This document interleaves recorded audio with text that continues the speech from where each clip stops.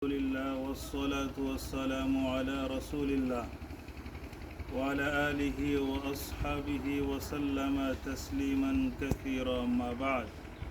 قال الله تعالى: وإذ قال موسى لفتاه لا أبرح حتى أبلغ مجمع البحرين أو أمضي حقبا فلما بلغ مجمع بينهما نسي حوتهما فاتخذ سبيله في البحر سربا فلما جاوز قال لفتاه آتنا غداءنا لقد لقينا من سفرنا هذا نصبا. সম্মানিত দর্শক, প্রথমত আপনাদেরকে একটি বিষয়ে অবগত করছি। এই দেখুন, ভিডিওর শুরু থেকে এই পর্যন্ত যতটুকু কথা বলছি, হয়তো 1 মিনিট হবে, এতটুকুই খুতবার বেলায় অর্থাৎ হামদ নাত ওয়াজের শুরুতে কোরআন এবং হাদিসের আলোকে আল্লাহ এবং আল্লাহ রসুলের প্রশংসায় এতটুকু যথেষ্ট।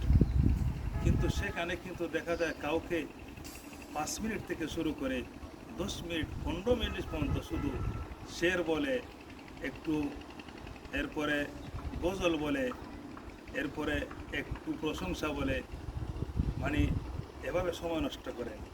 অথচ যদি কোরআন হাদিসের আলোকে যদি কোরআন এবং হাদিস থেকে যদি 10 মিনিট যথাযথভাবে মানুষকে সময় দেওয়া, তাহলে এর ভিতরে অনেক কিছু শিখতে পারবেন, যেটি আমরা আজকাল বিভিন্ন মিডিয়াতে বিভিন্ন ওলামায়ে কেরামকে আমরা দেখতে পাই, যেভাবে ওনারা সুর ব্যতীত শুধু অনবরত কোরআন হাদিস বলে যান এর দ্বারা কিন্তু জনগণ মানুষের লাভ হয় বেশি। অপরদিকে সুর দিয়ে গলা ফাটিয়ে চেঁচামেচি চিল্লাচিল্লি করে শুধু মানুষকে উপস্থিতে খুশি করা যায়, যেটি মানুষের কানের খোরাক এবং দেখার সৌন্দর্য, যেটি কানের খোরাক এবং দেখার সৌন্দর্য। অপরদিকে মূলত সেখান থেকে বেশিরভাগ উপকৃত হওয়ার সম্ভাবনা থাকে না, অন্তরের খোরাক হয় না। অন্তরের খোরাক হয় যদি কথা বুঝিয়ে বাজিয়ে গুছিয়ে গাছিয়ে একেবারে অনুবাদ সংক্ষিপ্ত তফসির করে মানুষকে বোঝাবার চেষ্টা করা হয়। আল্লাহ তাআলা আমাদের সকলকে এভাবেই আমাদেরকে মাঠে ময়দানে ওয়াজে মাহফিলে কাজ করার তৌফিক দান করুন। সম্মানিত দর্শক, আপনাদের সামনে আমি যে আয়াত তেলাওয়াত করেছি, আল্লাহ সুবহানাহু ওয়া তাআলা বলছেন, নবী স্মরণ করো সেই ঘটনা যা আমার নবী মুসার সাথে ঘটেছিল। সম্মানিত দর্শক, সেই আয়াতের কয়েকটি আয়াতের তাফসীরের মধ্যে এসেছে নবী মুসা আলাইহিস সালাম একবার জনসমক্ষে ভাষণ দিচ্ছিলেন। কেউ বলেন ভাষণের মধ্যে প্রকাশ পেয়েছিল যে নবী মুসা আলাইহিস সালাম সেই যুগের সেরা আলিম, তিনি বেশি জানেন, তিনি সবচেয়ে বড় আলেম। অপরদিকে অন্যান্য কোনো মুফাসসিরিনে কেরাম লেখেন যে নবী মুসা আলাইহিস সালামকে সেই মাহফিল থেকে একজন শ্রোতা প্রশ্ন করেছিলেন যে নবী, জানতে চাই বর্তমান যুগে সবচেয়ে বড় আলেমকে। নবী মুসা আলাইহিস সালাম তখন বলেছিলেন, এই জমানায় আমি সবচেয়ে বড় আলেম। সম্মানিত দর্শক, আল্লাহ সুবহানাহু ওয়া তাআলার কাছে এটি পছন্দ হলো না। আল্লাহ সুবহানাহু ওয়া তাআলা নবী মুসাকে বললেন, নবী, তুমি যেটি বলছো তোমার ধারণা সঠিক নয়, তোমার চাইতে বড় আলেম এই পৃথিবীতে আরও রয়েছে। সম্মানিত দর্শক, সবচেয়ে বড় আলেম তো হলেন আল্লাহ। অতঃপর এই পৃথিবীতে পরস্পর আমরা একে অপরের উপরে আসেন বলা যায়, কিন্তু কেউ কাউকে নিজে বড় আলেম বলতে পারবেন না। সেখান থেকে এটাই আমরা শিক্ষা পেয়েছি। যেমনটি আল্লাহ অন্যত্র বলেছেন, ফালা তুযাক্কু আনফুসাকুম, তোমরা তোমাদের নিজেদের প্রশংসা করিও না, হুয়া আ'লামু বিমান ইত্তাকা, কে ভালো অপরদিকে কে মন্দ এ খবর সবচেয়ে বেশি আল্লাহই জানেন। সম্মানিত দর্শক, এমনইভাবে কে বড় আলেম, কে কত ইলিমের অধিকারী, এটিও কারো বলা উচিত নয়, কেউই বলতে পারবেন না। সম্মানিত দর্শক, আজকাল মাঠে ময়দানে ওয়াজে মাহফিলে যেসব বক্তাদেরকে আমরা দেখি, আর আসলে তারা মূলত যদি আপনারা আপনারা যদি আপনারা যদি সেখানে সেখানে একটা একটা একটা একটা আলোচনা অথবা সেখানে যদি একটি তথ্য বের করেন, তাহলে দেখবেন না সবচেয়ে বড় বড় আলেম যারা, অর্থাৎ যেটাকে সবচাইতে যাদের ইলিম বেশি, তাদেরকে পাবেন আপনারা বিভিন্ন মাদ্রাসাতে, যারা কোরআন হাদিস পড়ান, যারা বিভিন্ন মাদ্রাসাতে খেদমত করে থাকেন, তারা সোজা সাজা ওয়াজ করেন। তাদের ওয়াজে মানুষ পাগল হারা হয় না, কিন্তু তাদের থেকে ঠিকই হাজারো হাজারো লাখো লাখো কোটি কোটি মানুষ সেখান থেকে তারা হলেন উস্তাদ, তাদের থেকে ইলম গ্রহণ করতেছেন। সম্মানিত দর্শক, এমনটি হওয়া দরকার যেভাবে মাদ্রাসার মধ্যে কোরআন হাদিসকে বোঝানো হয় তলাবের ইলমকে, এভাবে যদি মাঠে ময়দানে বোঝানো হতো তাহলে আরো ভালো হতো। সম্মানিত দর্শক, বলছিলাম নবী মুসা আলাইহিস সালামকে আল্লাহ বলছিলেন, নবী মুসা, তুমি যে কথাটি বলছো, তোমার যে ধারণা সেটি ঠিক নয়, তোমার চাইতে বড় আলেম আরো রয়েছে।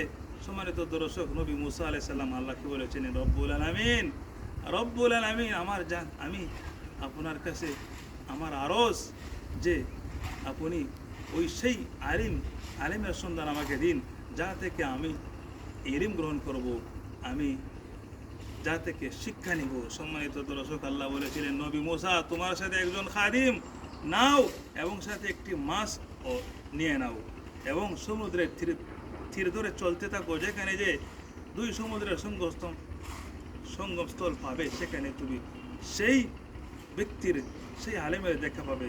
সম্মানিত দর্শক, এটাও প্রকাশ যে যেখানে মাছটি নিরুচ্ছেদ হবে। সম্মানিত দর্শক, তিনি যখন একজন খাদেমকে নিয়ে ইউসা ইবনে নুনকে নিয়ে চলতে থাকলেন আর বললেন, ইউসা, আমরা সেই আলেমের খুঁজে বের হলাম, যদি আলেমকে পেতে আমাদের যেটার অর্থ হলো দাঁড়ালো এটা, যে মাসকে মাস নয়, বৎসরকে বৎসর নয়, যুগ যুগ প্রয়োজন হলে আমরা চলতেই থাকবো যতক্ষণ পর্যন্ত নাকি আমরা সে আলেমের দেখা পেয়েছি। সম্মানিত দর্শক, লম্বা এখান থেকে মূল পয়েন্ট যে আমাদের কেউই বলতে পারবেন না যে আমি সবচেয়ে বড় আলেম, অথবা নিজের পরিবারের কাউকে যদি কেউ বলেন যে আমার পরিবারে যিনি রয়েছেন তিনি সবচেয়ে বড় আলেম, আমার বাবা আলেম, অথবা আমার ছেলে বড় আলেম, এমনটি যদি কেউ বলেন তাহলে সেটি ভুল হবে। যেমনটি আল্লাহ বলছেন, এটা যদি এমনটি বলেন তাহলে সে নিজের প্রশংসা এবং নিজের পরিবার পরিজনের অন্য কারো প্রশংসা যদি করেন, তাহলে সেই ব্যাপারে কিন্তু কোরআনে আল্লাহ তাআলার পক্ষ থেকে নিষেধাজ্ঞা রয়েছে। যেটি আল্লাহ তাআলা নিষেধ করেছেন সেটি অবশ্যই আমরা করব না।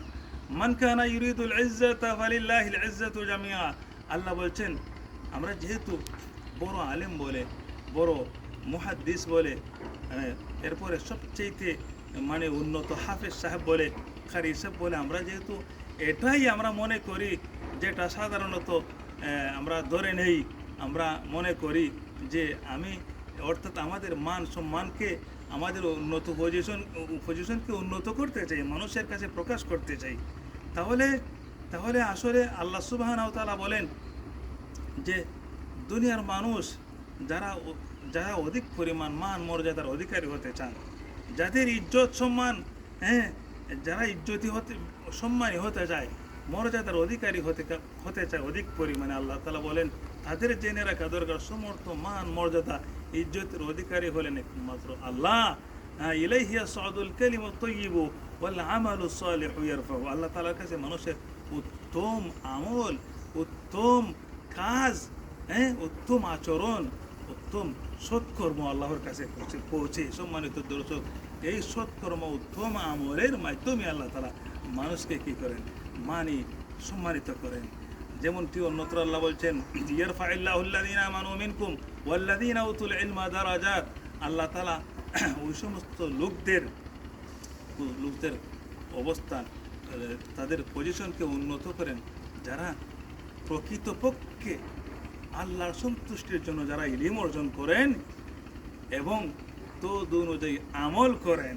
সম্মানিত দর্শক, আল্লাহ সুবহানাহু ওয়া তাআলা আমাদেরকে, আল্লাহ যেভাবে বলেছেন, ওমা উমিরু ইল্লা লিয়াবুদুল্লাহা মুখলিসিনা লাহুদ্দিন, আমাদের কোনো আমল, কোনো ইবাদতই আল্লাহ সন্তুষ্ট ব্যতি রেখে যেন না হয়। আল্লাহ সন্তুষ্টি ব্যতীত যদি আমাদের আমল একবারে অনেক অনেক হয়, আল্লাহর কাছে সেটি গ্রহণযোগ্য হবে না। আল্লাহ বলছেন ফাহাবুদিল্লাহ মুখলিসাল্লাহুদ্দিন।